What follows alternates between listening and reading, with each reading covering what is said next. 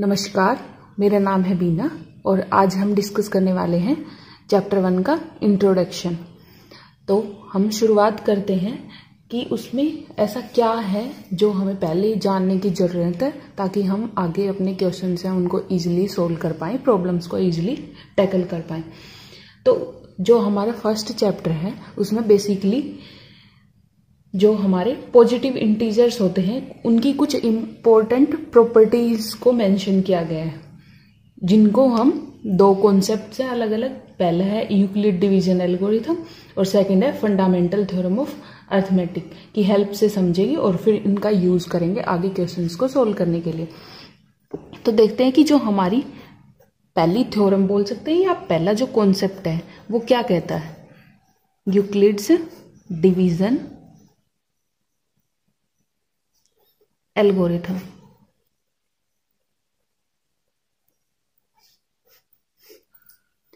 Basically जो ये concept है ये टैकल करता है इंटीजर्स की डिविजिबिलिटी को लेकर।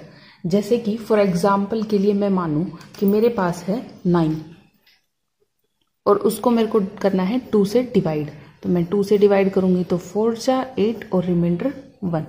ठीक है, तो जो ये हमने डिवाइड किया है इंटीजर, ये 9/2 था। डिविजिबिलिटी जो होती है इंटीजर्स की उनको टैकल करता है। इसी चीज को हम कहते हैं यूक्लिड डिवीजन लेमा, और जब उनके अंदर जो स्टेप बाय स्टेप यूज करते हैं उनसे बनती है अपनी एल्गोरिथम।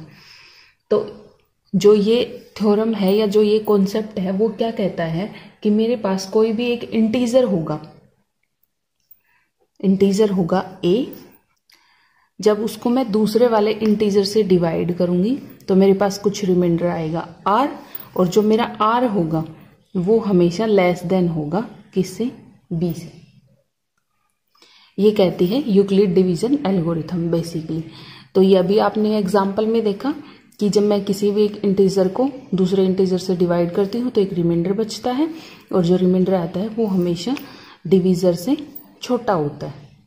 ठीक है, तो ये अपनी कहती है यूक्लिड डिवीजन एल्गोरिथम, और इसका यूज हम करते हैं HCF निकालने के लिए, जो मैंने लास्ट वीडियो में आपको अच्छे से एक्सप्लेन किया है। अगर आपने अभी तक नहीं देखा है तो लिंक आपको डिस्क्रिप्शन में मिल जाएगा, आप जाकर चेकआउट कर सकते हैं। अब इसी में अगर हम आगे बढ़े तो जो हमारी सेकंड है वो कॉन्सेप्ट है फंडामेंटल थ्योरम ऑफ अर्थमेटिक, या फिर आप कह सकते हैं कि जो सेकंड थ्योरम है वो है फंडामेंटल। तो जो सेकंड थ्योरम है हमारी वो है फंडामेंटल थ्योरम ऑफ अर्थमेटिक, और जो ये थ्योरम है वो कहती है कि अगर मेरे पास कोई भी कंपोजिट नंबर है फिर उसको मैं प्राइम नंबर्स के टुकड़ों में तोड़ के लिख सकती हूँ।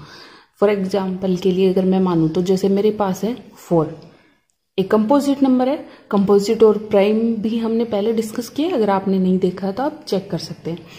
तो अगर मैं तो ये थ्योरम कहती है कि जो मेरे पास ये कंपोजिट नंबर है इसकी मैं अगर प्राइम फैक्टराइजेशन करूं या फिर इसको मैं प्राइम नंबर के टुकड़ों में तोड़ के लिख सकती हूँ, जैसे 2 × में 2, या फिर लाइक 6 है तो उसको 2 × में 3। तो कोई भी मेरे पास कंपोजिट नंबर होगा उसको मैं प्राइम नंबर्स के टुकड़ों में तोड़ के लिख सकती हूँ। ठीक है, और ये तोड़ने का जो तरीका होगा वो यूनिक होगा अगर अपार्ट फ्रॉम द ऑर्डर, अगर हम उसके ऑर्डर को भूल जाएं तो। ठीक है, तो जैसे 6 को अगर मेरे को तोड़ना हो प्राइम नंबर के टुकड़ों में तो सिर्फ ये ही हो सकते हैं कि जो दूसरे प्राइम नंबर होंगे, टुकड़े जो होंगे वो सिर्फ 2 और 3 ही हो सकते हैं। बट अगर आप ये कहें कि 6 को तो मैं 3 × 2 में लिख सकती हूँ। ठीक है, तो वो यही कहता है कि जो इसकी जो स्टेटमेंट होती है उसमें वही कहता है कि प्राइम नंबर के टुकड़ों में तोड़ सकते हैं अपार्ट फ्रॉम द ऑर्डर, कि अगर हम ऑर्डर को भूल जाएं तो जो तोड़ने का तरीका है वो हमारा यूनिक होगा। अगर मैं इसकी स्टेटमेंट आपको बताऊं तो वो होती है every composite number can be written as the product of primes and this factorisation is unique, कि ये जो फैक्टराइजेशन हमने की है वो हमेशा यूनिक होगी, कि सिर्फ ये ही एक कंपोजिट नंबर को तोड़ने का सिर्फ ये ही तरीका हो सकता है अपार्ट फ्रॉम द ऑर्डर, कि अब अगर हम उसके ऑर्डर को भूल जाएं कि मैंने 2 को आगे लिखा, 3 को आगे पीछे लिखा तो ये कोई दूसरा हो गया, नहीं। अगर हम ऑर्डर को भूल जाएं तो सिर्फ यूनिक होगा, ठीक है। तो ये हमारी है वो है फंडामेंटल थ्योरम ऑफ अर्थमेटिक्स कहती है। स्टेटमेंट आपको अपनी बुक में मिल जाएगी, उसका मतलब क्या होता है वो मैंने आपको एक्सप्लेन किया।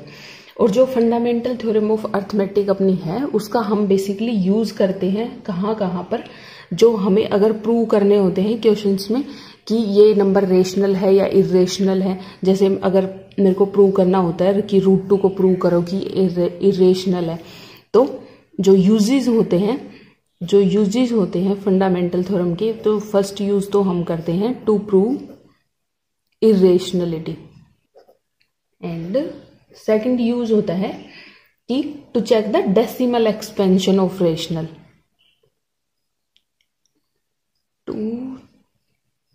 हम सेकंड यूज बताएं तो सेकंड होता है to check the decimal expansion of rational.